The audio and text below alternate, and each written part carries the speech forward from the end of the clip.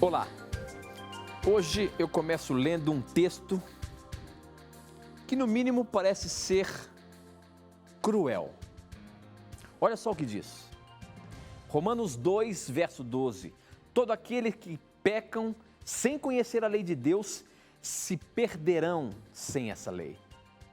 Todos aqueles que pecam conhecendo a lei serão julgados por ela. O texto está querendo dizer que aqueles que não conhecem a lei de Deus, todos se perderão? Como ficam aqueles que jamais ouviram falar de Jesus Cristo? Como ficam, quem sabe, aqueles índios que sequer ouviram falar de Deus? Se não conhecem a lei, se pecam, todos se perderão? É o que o texto está dizendo. Como fica isso? Esta e muitas outras questões você vai acompanhar agora, pois está no ar, na mira da verdade.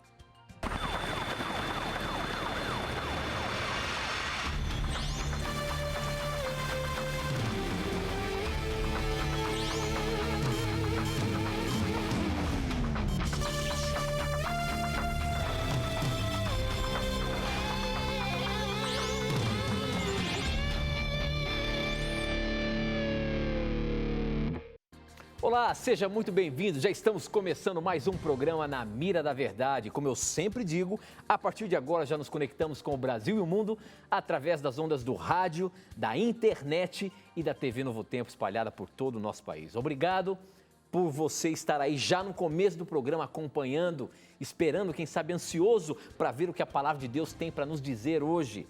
É um prazer muito grande ter a sua companhia, é um prazer muito grande estar aí, quem sabe, entrando na sua casa para juntos estudarmos a palavra de Deus. E esse é um programa em que você pergunta e a Bíblia responde. Por isso eu sempre digo, não tenha preconceitos, pergunte o que você quiser e ele, professor Leandro Quadros, que está na mira, vai ter que responder baseando-se na palavra de Deus. Vamos cumprimentá-lo, professor Leandro Quadros, tudo bem? Preparado mais uma vez aí, mais um programinha? Estamos aí, meu amigo, contentes por estarmos em mais um Na Mira da Verdade e pela oportunidade que temos de estudar a Bíblia com o nosso telespectador, ouvinte e internauta. Muito obrigado pelo seu carinho, envie suas perguntas, porque com certeza, mais uma vez, Deus vai ter alguma coisa a lhe dizer por meio do estudo da Bíblia de hoje. Ok, professor, muito bem. Nós abrimos o programa falando sobre esse texto de Romanos, professor, muito interessante e, no mínimo, aparentemente cruel, porque ele diz o seguinte: aqueles que não conhecem a lei de Deus, quando pecam, são condenados à perdição. Aqueles que conhecem a lei de Deus, ao pecarem, serão julgados por ela. Mas quem nunca ouviu falar dos 10 mandamentos, quem nunca ouviu falar sobre a lei de Deus, se quer falar de Deus, de Jesus Cristo, quer dizer então que esse está condenado à perdição mesmo? É isso que o texto está dizendo, professor? Na verdade, Tito, quando lemos Romanos 2, dos versos 12 ao 14, percebemos que Paulo está dizendo uma outra coisa. Dois tipos de leis são mencionadas por Paulo em Romanos 2, 12 a 14. E, obviamente, no capítulo todo de Romanos. Vamos fazer uma leitura para entendermos quais são esses dois tipos de leis, para entendermos o que ele quis dizer no verso 12, quando ele afirmou que aqueles que pecaram sem lei vão perecer do mesmo jeito. Vamos ler Romanos 2, 12 até o 14. Assim, pois, todos os que pecaram sem lei, também sem lei perecerão. E todos os que com lei pecaram, mediante lei serão julgados. Verso 14. Quando, pois, os gentios que não têm lei procedem por natureza de conformidade com a lei, não tendo lei, servem eles de lei para si mesmos. Verso 15. Estes mostram a norma da lei gravada no seu coração, testemunhando-lhes também a consciência e os seus pensamentos, mutuamente acusando-se ou defendendo-se. Duas leis são contrastadas aqui. A lei escrita que os judeus cristãos possuíam, ou seja, todo o Antigo Testamento, e a lei moral que Deus implantou na consciência de cada ser humano. O que Paulo está argumentando aqui?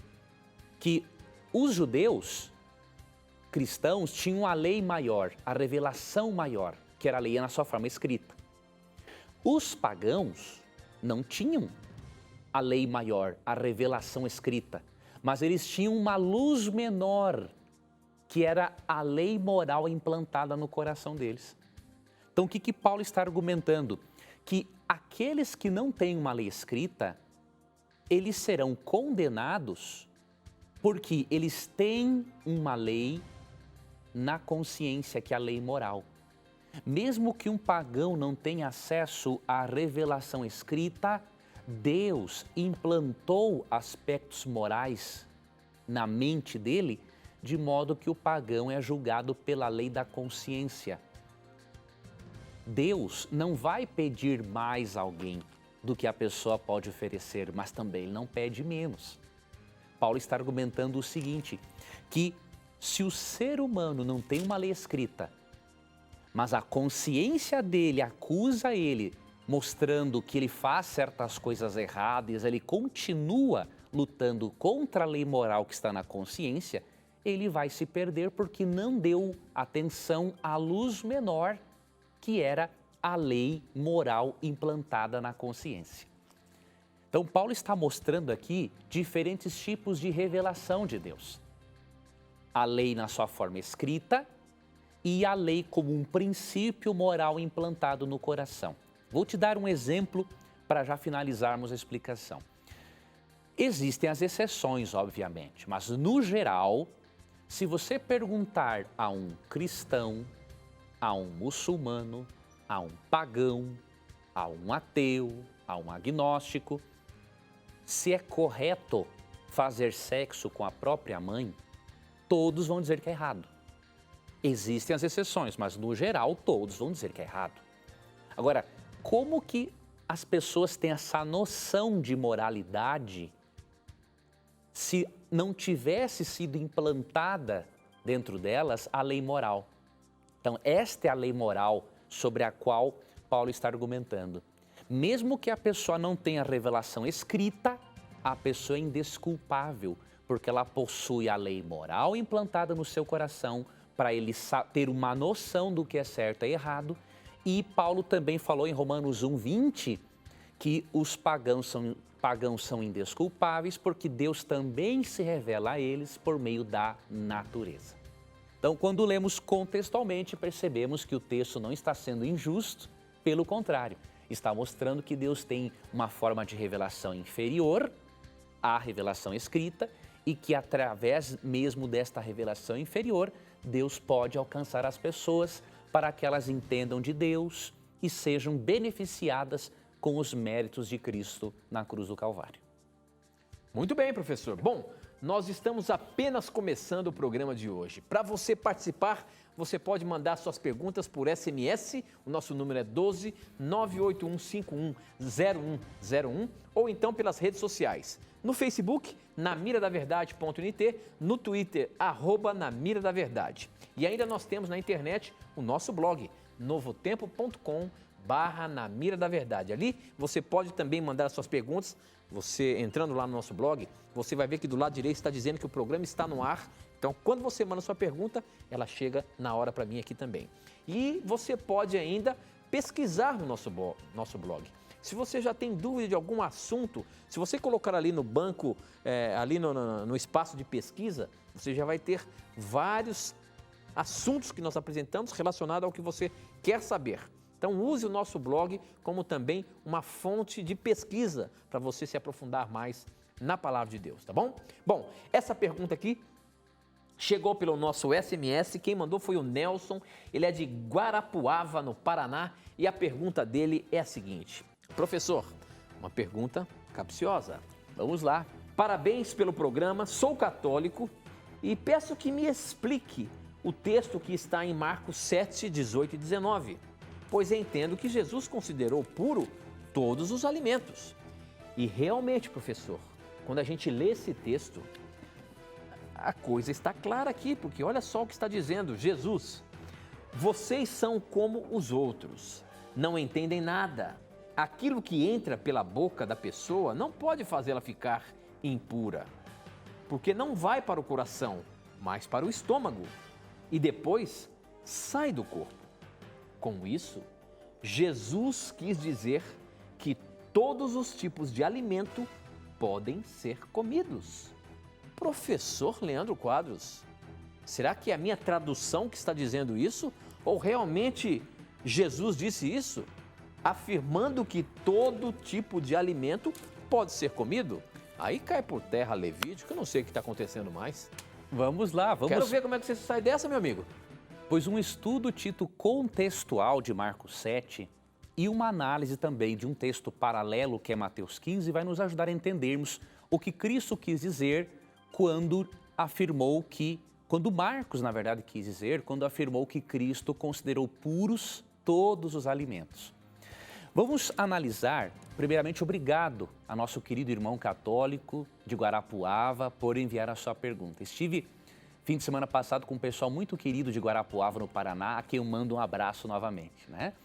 Vamos analisar aqui a partir do verso 1 de Marcos 7 para entendermos a que Jesus estava se referindo.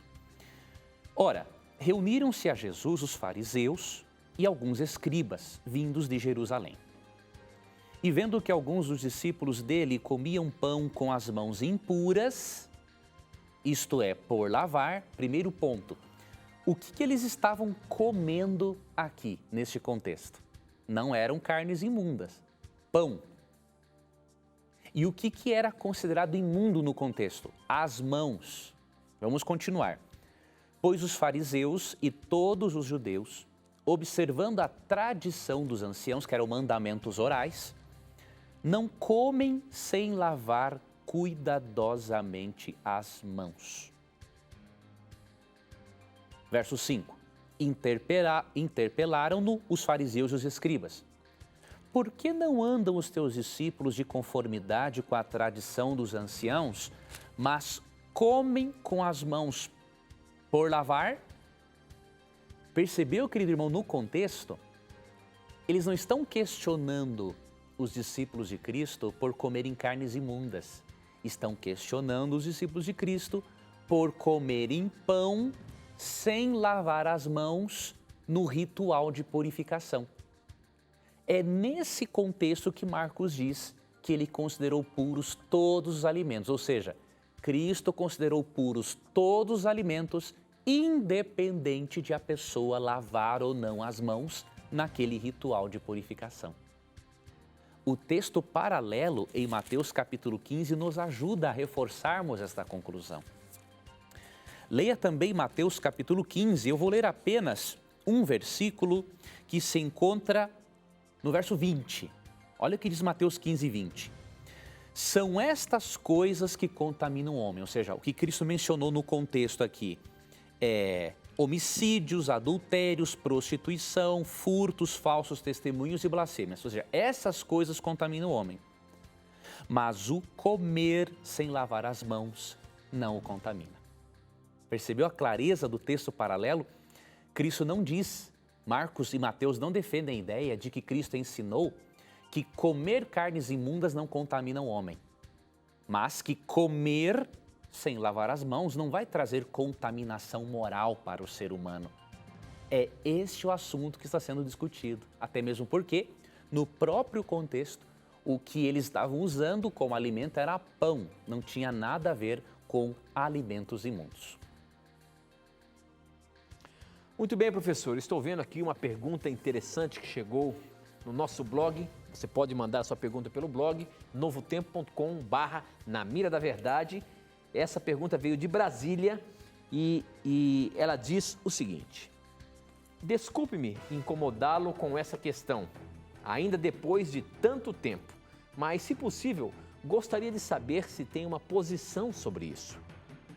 Estou separado de minha mulher, eu a traí e ela decidiu pela separação. Demorei muito tempo para me perdoar, chorei por muito tempo. Após o Senhor ter me reerguido, eu, depois de um tempo, conheci alguém com quem desejo me casar. Mas fico na dúvida, será que posso? Minha ex-mulher está viva, mas não se casou, apesar de estar em um relacionamento com outro homem. Eu tentei, desde a época do divórcio, por várias vezes, reatar o relacionamento, mas ela não quis de jeito nenhum. Será que peco em casar novamente com outra pessoa? Professor, a questão do adultério na Bíblia é bastante clara. Agora, este é um pecado que não tem perdão?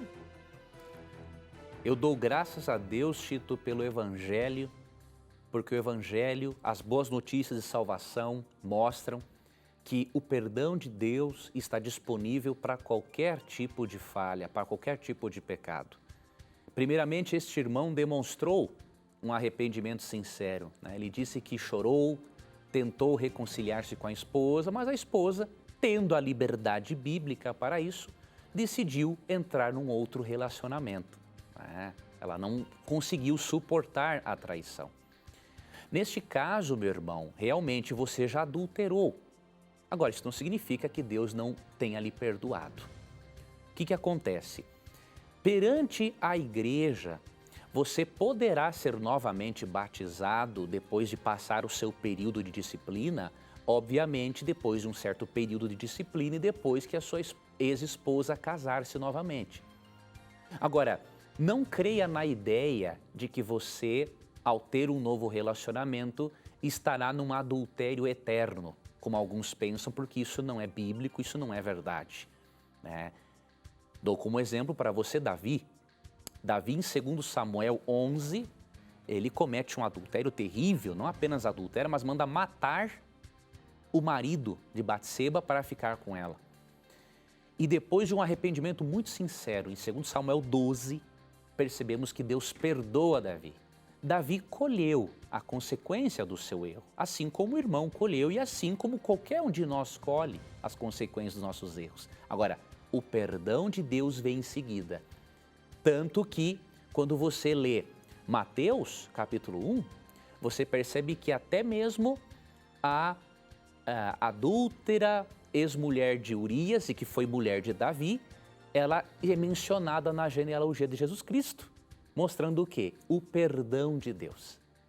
Então, meu irmão, continue buscando a Deus na igreja, aceite a disciplina eclesiástica que lhe será dada, obviamente, mas ao mesmo tempo, creia no perdão de Deus.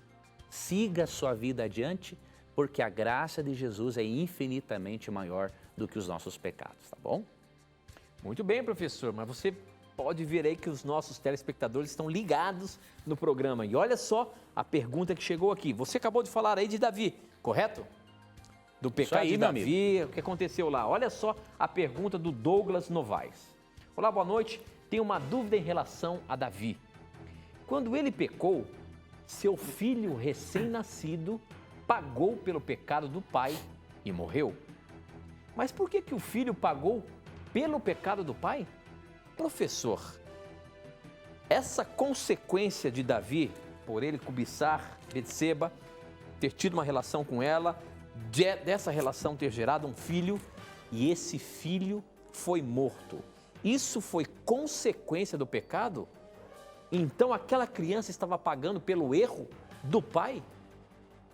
Pergunta interessante. Quando estudamos 2 Samuel 12, temos que lembrar também de Ezequiel capítulo 18, verso 20, para nós podermos entender de que forma o filho de Davi pagou pelo erro de Davi. Vamos analisar Ezequiel 18 e 20 e vermos se a criança teve uma culpa moral, diríamos assim. Ezequiel 18, 20 diz: a alma que pecar, essa morrerá. O filho não levará a iniquidade do pai, nem o pai a iniquidade do filho. A justiça do justo ficará sobre ele, e a perversidade do perverso cairá sobre este.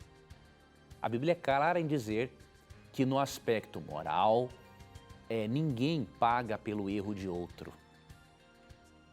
Agora tem um detalhe. o pecado é tão grave que mesmo que uma pessoa não pague pelos nossos erros no aspecto moral, o inocente acaba sofrendo as consequências dos nossos erros. O pecado é tão grave que ele não escolhe a quem vai prejudicar, não é? Então, obviamente, aquela criança nasceu possivelmente com algum problema grave de saúde e Deus não fez questão de curá-la naquele contexto. Não porque ela tinha culpa moral de Davi, não é isso. Mas Deus disciplinou Davi, permitindo que, obviamente, a criança colhesse os resultados da transgressão do pai. Isso não quer dizer que Deus considerou a criança culpada do erro. Mas, infelizmente, queridos, o pecado é tão grave que até mesmo os inocentes ao nosso redor sofrem. Vou lhe dar um exemplo. Se um telespectador ou ouvinte mata alguém, não é apenas ele que vai colher os resultados, seus filhos também. Por quê? Serão privados da companhia dele, porque ele terá que ir para a prisão. Se ele matou por bandidismo, não for por legítima defesa e tudo mais, você entendeu? Então, não que as crianças tenham a culpa, mas o pecado é tão grave, é tão terrível que até os inocentes sofrem as consequências dos erros. Então, foi isso que aconteceu ali em 2 Samuel capítulo 12. Muito bem, professor. Próxima pergunta aí, pelo nosso SMS. A pergunta é a seguinte, ela vem de Marabá, quem mandou foi a Maeli. Ela diz o seguinte: um homem, quando olha uma mulher que o chama atenção, pode ser pelos vestimentos, enfim, e a deseja, quem cometeu o pecado? O homem ou a mulher? Você entendeu, professor? Entendi. Então, veja só, vamos contextualizar aqui.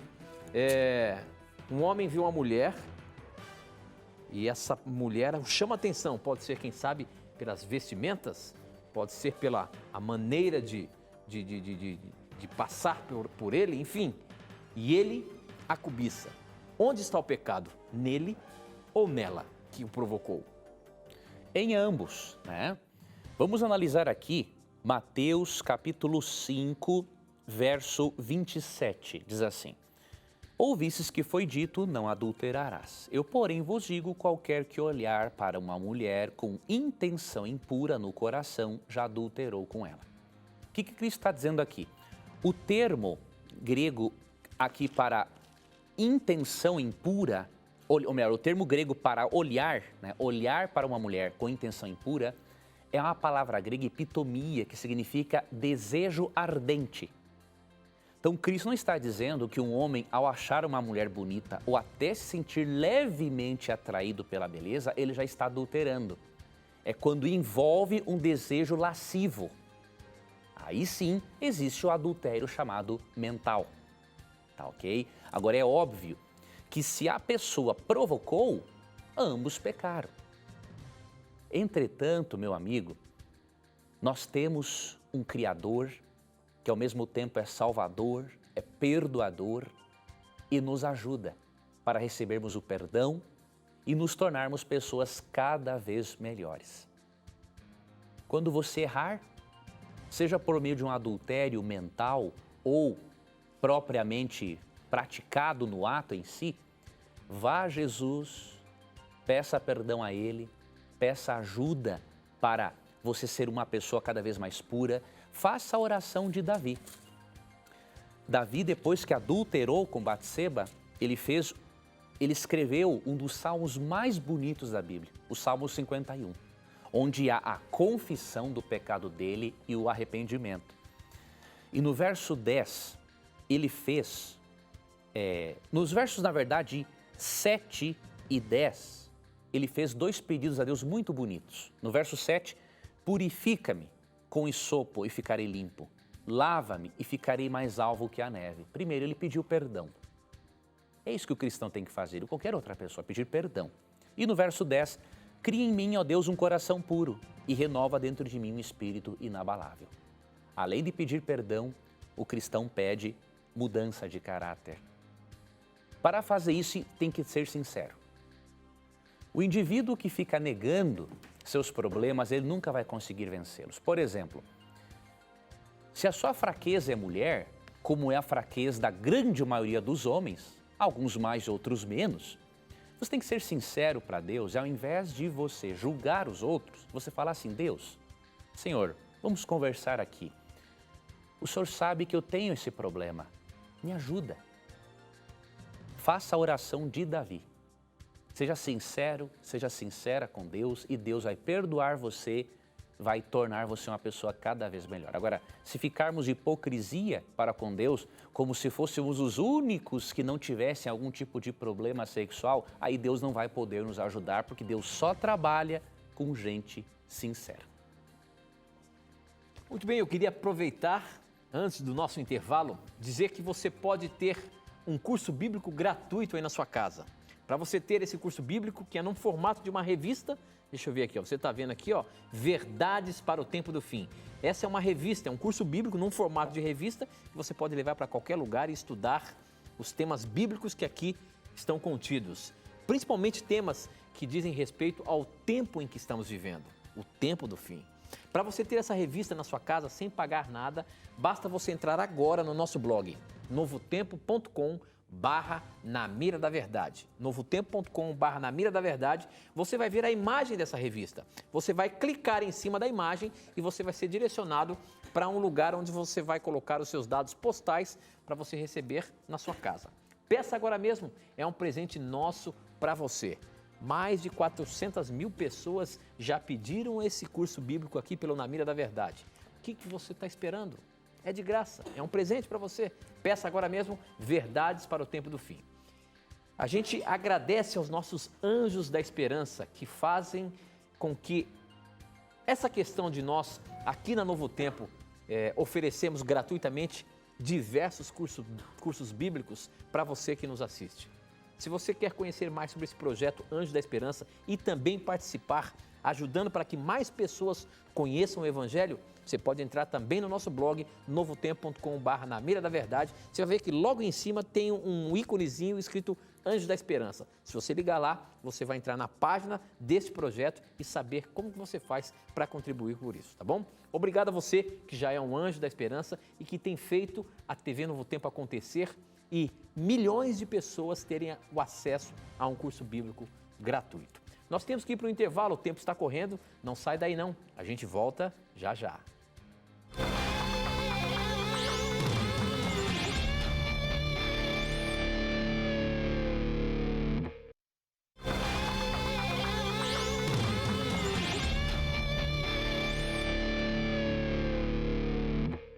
Já estamos de volta, são 9 horas e 34 minutos, estamos ao vivo aqui pela TV Novo Tempo. E você pode mandar a sua pergunta a qualquer momento. Para você participar, você pode mandar através do nosso SMS, o número é 12 981510101. Você manda, eu recebo aqui na hora. Ou então pelas redes sociais, Facebook, namiradaverdade.nt, Twitter, @namiradaverdade e ainda no nosso blog, novotempo.com/Na Mira da Verdade, tá bom? Essa pergunta quem mandou foi o Jonas Silva. Mas antes de eu fazer essa pergunta, deixa eu colocar o crédito aqui, né? A pergunta que abriu o programa de hoje foi do Jonathan Cabral, tá? O Jonathan tem 16 anos e ele é adventista e fez a pergunta de Romanos 2:12. Obrigado pela sua participação, Jonathan.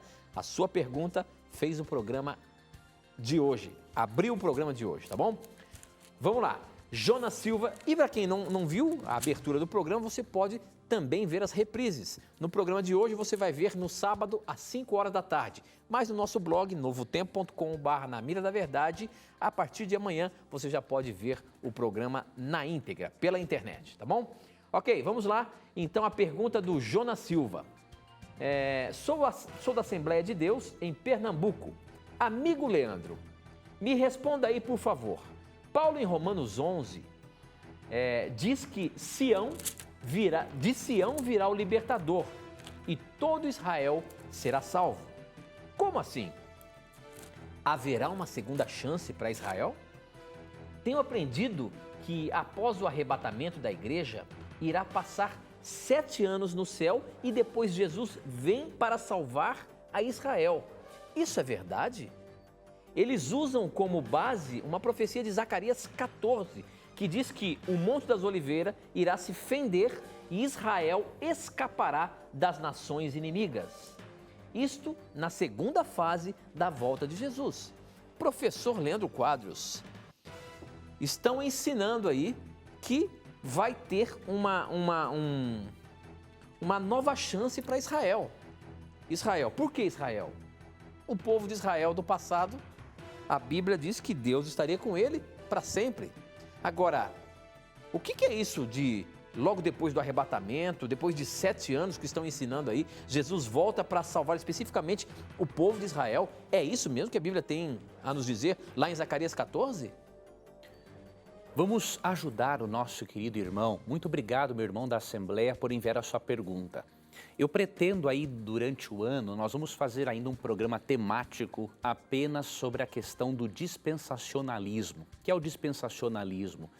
É uma teologia que ensina que Deus trabalha de diferentes maneiras com o ser humano em diferentes dispensações ou eras. Então, existe, entre outras dispensações ou era, a era da lei, a era da graça.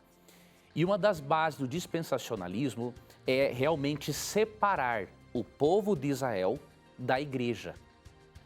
Só que eu posso garantir para você que o dispensacionalismo não tem embasamento bíblico. Pega-se sim textos bíblicos, forma-se uma teologia, uma conjectura, mas base bíblica realmente não há.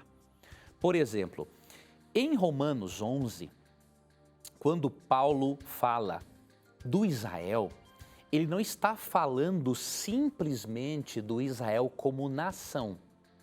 Paulo está falando agora do Israel como igreja.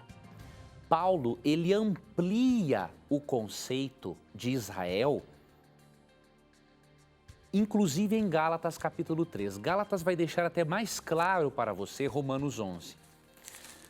Israel, para o apóstolo Paulo e para a Bíblia, não é agora simplesmente uma etnia, mas é todo aquele que aceita o principal de todos os descendentes de Israel, que é Cristo. Para Paulo, agora, o Israel adquire uma conotação espiritual. Todo aquele que aceita Jesus como Salvador faz parte do Israel de Deus e é um descendente pela fé de Abraão.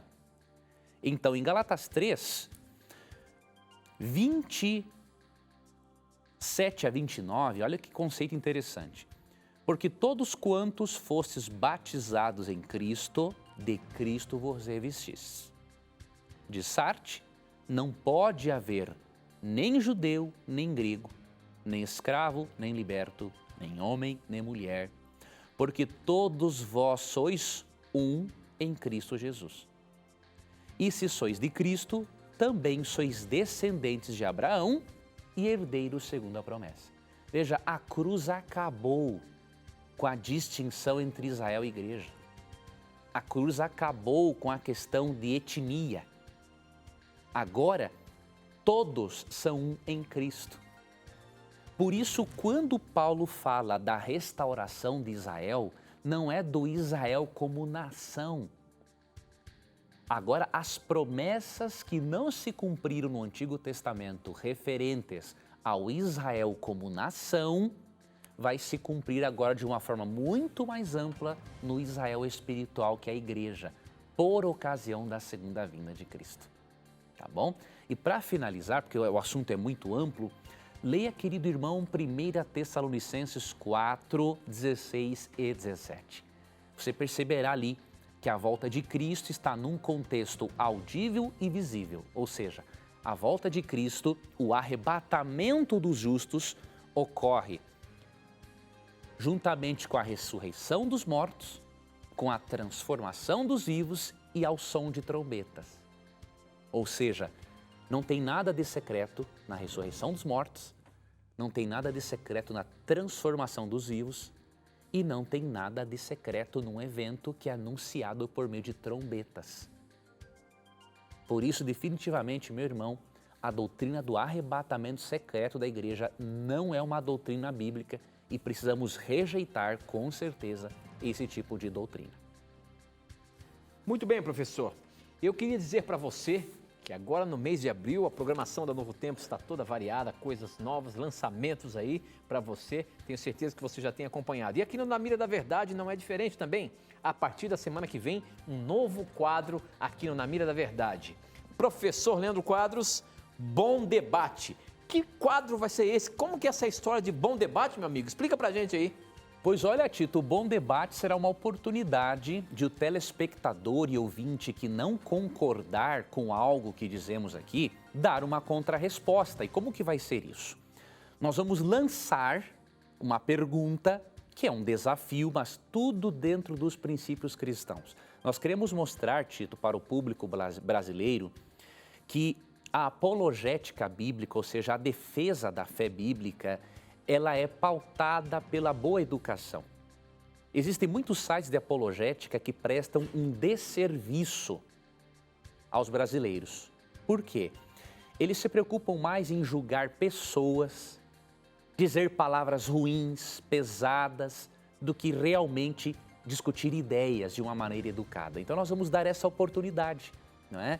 Então nós vamos lançar uma pergunta e aí a melhor resposta ou a melhor contra-resposta, ela será apresentada aqui no programa, obviamente de forma breve, resumida, mas também com a minha tréplica, não é? Para vermos aí quem está realmente defendendo as Escrituras. Então o Bom Debate será isso, um desafio, Tito, no bom sentido do termo, para estudarmos mais a Bíblia com os nossos amigos e levá-los a fazerem, a argumentarem de forma cristã, de forma ética, para que cresçamos juntos, ao invés de destruirmos um ao outro com palavras ruins, não é? Muito bem, então nós vamos fazer o seguinte, eu vou passar aqui como que vai ser.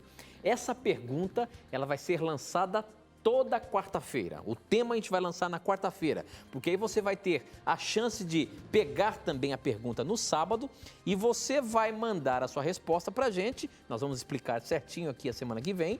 E na segunda-feira nós vamos colocar então a tréplica do professor Leandro Quadros. Bom debate, é uma coisa saudável. Você vai expor a sua opinião e nós vamos apresentar o que a Bíblia fala só para a gente chegar a um consenso. Não é de forma alguma uma forma de desafiar, mas não, é uma forma de debater, porque com certeza existem outras opiniões e não é apenas uma pessoa que está certa, não é ele apenas que está certo. Nós queremos a sua opinião, tá bom? Então, a semana que vem, o Bom Debate vai estar no ar na quarta-feira. Muito bem, a próxima pergunta chegou pelo nosso blog. Quem mandou foi a Iris Siqueira, de Japoatã, Sergipe. E a pergunta dela é a seguinte: me tire uma dúvida, por favor. Quem não seguir os 10 mandamentos será salvo? E se for, o galardão vai ser menor? E se for menor, lá no céu terá posições? A pergunta é a seguinte, professor. Seja por não guardar a lei, seja por ser mais pecador ou não, no céu nós teremos alguma posição? Existirá classes de salvos lá na Nova Jerusalém, no céu? Como que vai ser isso?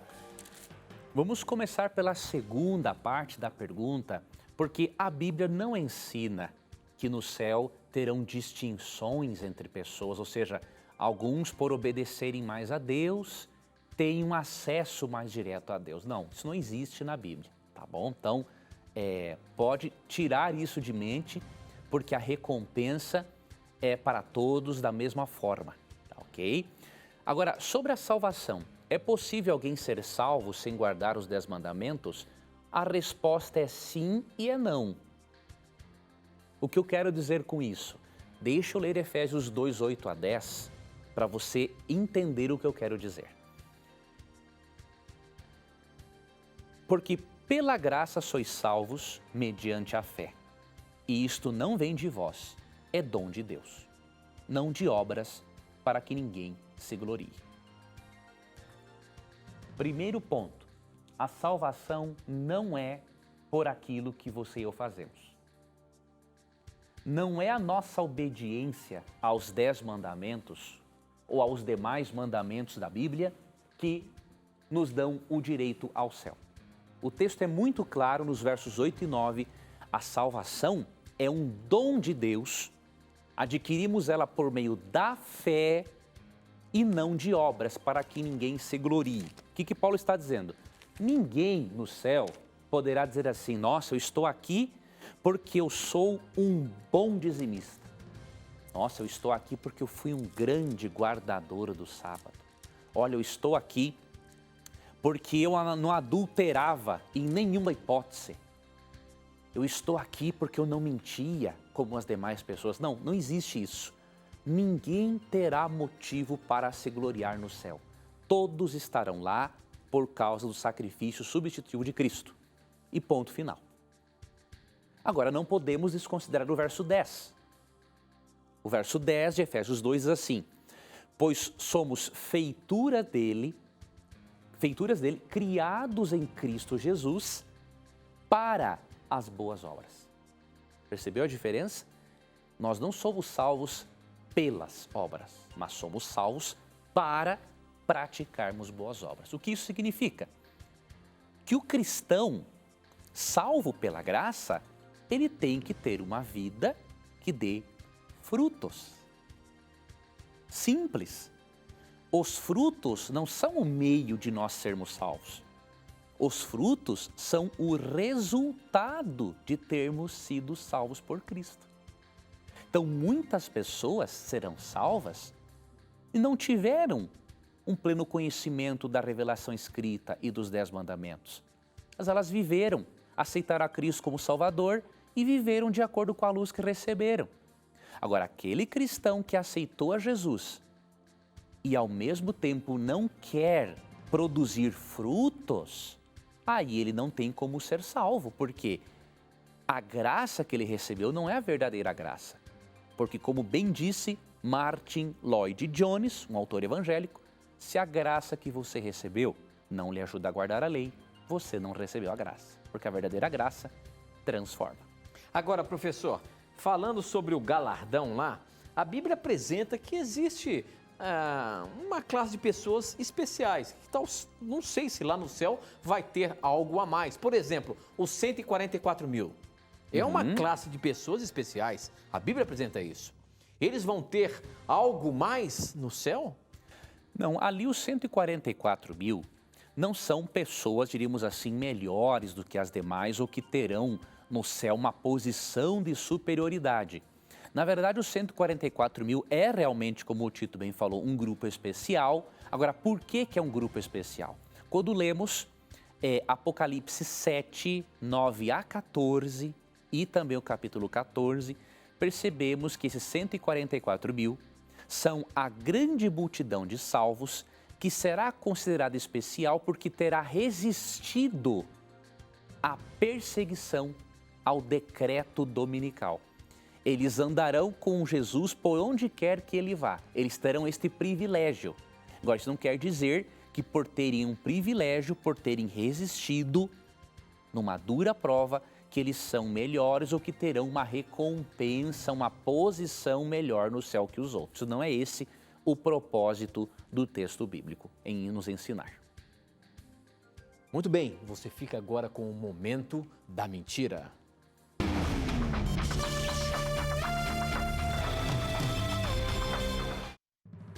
A mentira desta noite que nós queremos desmentir tem como base uma interpretação totalmente infundada de Lucas capítulo 11, verso 20. Jesus disse o seguinte: se porém eu expulso os demônios pelo dedo de Deus, certamente é chegado o reino de Deus sobre vós. O que algumas pessoas têm alegado? Que aqui Jesus disse que expulsa demônios pelo dedo de Deus. Já em Mateus 12, Jesus falou que expulsava demônios pelo Espírito de Deus. Então, o que alguns têm alegado? Que o Espírito Santo não é um ser pessoal. Ele é o poder ou o dedo de Deus. Eu posso garantir para você que essa é uma interpretação totalmente mentirosa. E por que é mentirosa? Lucas 1,20, quando fala que Cristo expulsava demônios pelo dedo de Deus, não podemos comparar o termo dedo de Deus com o Espírito de Deus, lá em Mateus 12, isso é ridículo. Por quê? A expressão expulsar demônios pelo dedo de Deus quer dizer que Cristo expulsava demônios sobre a ação de Deus. Não está dizendo que o Espírito Santo é um poder ou é o dedo de Deus. O próprio Evangelho de Lucas demonstra que interpretar o Espírito Santo como sendo o dedo de Deus é uma coisa absurda. Por exemplo, aqui em Lucas capítulo 3, falando do batismo de Jesus, no verso 22, fala assim: e o Espírito desceu sobre ele em forma corpórea de pomba, e ouviu-se uma voz do céu: tu és o meu filho amado, em ti me comprazo. Veja, se o Espírito Santo é o dedo de Deus, olha que coisa ridícula. Teríamos que ler Lucas 3, 22 assim, ó. E o dedo de Deus desceu sobre ele em forma corpórea de pomba. Nada a ver. Então, meu amigo, jamais aceite uma mentira interpretativa dessas. Há pessoas que não seguem critérios corretos para a interpretação da Bíblia. Nós temos aqui ajudar essas pessoas a deixarem de lado a mentira de que o Espírito Santo é só o dedo de Deus e não é um ser divino e pessoal. Muito bem, professor, mais uma desmentida. Próxima pergunta por SMS, quem mandou foi o Daniel Molica, de Porto Alegre. Daniel, sua pergunta está na mira. Professor Leandro Quadros, mais uma capciosa para você, meu amigo. Você é que está na mira agora. Jesus é onisciente, divino? Sim. João 20,17 diz: disse-lhe Jesus, não me toques, porque ainda não subi ao Pai. O professor disse que Jesus primeiro foi ao Pai para saber se seu sacrifício foi aceito. Mas Jesus, ao ressuscitar, não recuperou seus atributos divinos, como a onisciência? Sendo onisciente, ele já não deveria saber que seu sacrifício havia sido aceito? Por que ter que subir ao Pai então? Ele não é divino com os atributos divinos de onisciência? Professor, por que você disse que Jesus teve que subir aos céus para confirmar que seu sacrifício havia sido aceito, uma vez que ele é Deus? A questão não é difícil de resolver pelo seguinte: quando lemos Hebreus capítulo 1, percebemos que Cristo foi entronizado. Você percebe isso também, amigo telespectador e ouvinte, no capítulo 5 de Hebreus. Ou seja, quando Cristo ressuscitou, ele foi transformado, mas ele ainda não assumiu todos os seus atributos. Foi na sua entronização, quando ele voltou ao céu, que obviamente ele passou a usar todos os seus atributos divinos. Então é por isso que eu sempre cito aqui no programa, por exemplo, Colossenses 2, né? Colossenses 2, verso 3, falando da onisciência do Cristo glorificado, diz assim: para que o coração dele seja confortado e vinculado juntamente em amor, e eles tenham toda a riqueza da forte convicção do entendimento para compreenderem plenamente o mistério de Deus, Cristo, em quem todos os tesouros da sabedoria e do conhecimento estão ocultos. Ou seja, o Cristo glorificado, obviamente, é onisciente. Tem todos os tesouros da sabedoria e do conhecimento. Agora, o Cristo não glorificado, o Cristo encarnado, ele não usou vários dos seus atributos, né? Entre eles, onisciência e onipresença. Muito bem, professor. Quero aproveitar agora e mostrar aí os nossos convidados de hoje, vieram aqui ver o programa. Aí hoje nós temos a Jailda de Aracaju e a Evelyn também de Aracaju e veio com a Jaqueline, que é de São Paulo. Obrigado pela presença de vocês. Dá um tchauzinho pra gente. Obrigado por estarem aqui junto com a gente, viu? Professor Leandro Quadros, nosso tempo está correndo, tem 5 minutinhos, mas eu queria colocar ainda uma pergunta do Facebook da Luciana Galindo. Ela diz o seguinte: por que o Espírito Santo foi derramado aos gentios em Atos 10, 44 a 47, se eles falavam em línguas, ou melhor, ao falarem em línguas, se não tinham estrangeiros para ouvir? Pelo menos nesse contexto. E aí, Tito, professor Leandro Quadros, o que a palavra me responde? Bom, A questão de Atos 10, de 44 a 47, quando Paulo diz que os gentios receberam ali o Espírito Santo, ele fala que eles falaram em línguas, mas não tinha o contexto aí de outros idiomas. Se você diz que o dom de línguas é idiomas, como explicar esse texto? Se nós lermos o verso 47 juntamente, fica tranquilo de entender a questão. Qual foi o propósito do dom de línguas aqui? Vamos ler a partir do verso 44. Ainda Pedro falava estas coisas quando caiu o Espírito Santo sobre todos os que ouviam a palavra. E os fiéis que eram da circuncisão, que vieram com Pedro, admiraram-se, porque também sobre os gentios foi derramado o dom do Espírito Santo. Por que eles se admiraram? Porque eles não acreditavam que o Espírito Santo pudesse ser dado ao não-judeu. 46. Pois os ouviam falando em línguas e engrandecendo a Deus.